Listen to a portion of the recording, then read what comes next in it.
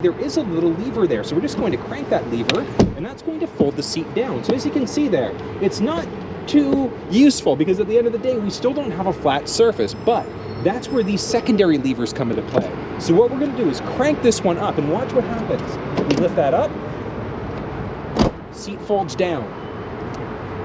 Now we take this and look at this, tons more space. So really, really useful if you've got the need for extra cargo inside of this thing, but you still need a vehicle that's going to give the option to carry 6 or 7 people. Now, in order to get this seat back up, all we're gonna do is just move that partition back out of the way. And as you can see, there are 2 levers. So this tab here, we can pull it all we want. It's not going anywhere. And the reason why is because the seat's folded flat. So what we need to do is pull this other lever first. So we're gonna pull that lever up, bring it back, make sure that it's aligned, and push it into place. There we go, so we're locked into place there.